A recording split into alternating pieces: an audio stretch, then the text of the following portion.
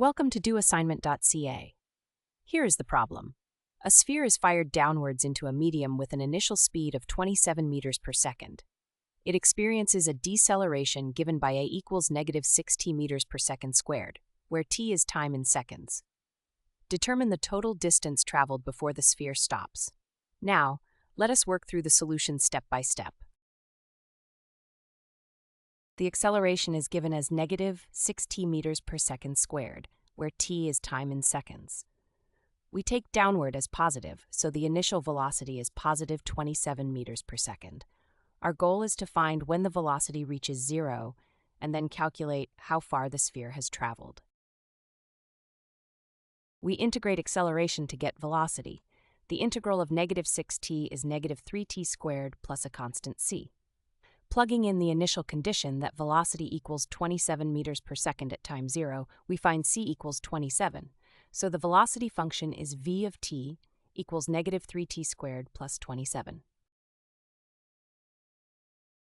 To find when the sphere stops, we set the velocity equal to 0.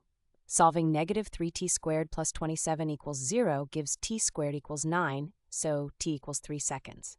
We take the positive root since time must be positive. We verify that the sphere does not reverse direction before stopping. For t between 0 and 3, the expression 9 minus t squared is positive, so velocity stays positive the entire time. This means the sphere moves in one direction only, so distance traveled equals displacement. We integrate the velocity from t equals 0 to t equals 3 to find the total distance. The antiderivative of -3t squared plus 27 is -t cubed plus 27t. Evaluating from 0 to 3 gives -27 plus 81, which equals 54 meters. The sphere travels a total distance of 54 meters before it stops at t equals 3 seconds. This is our final answer.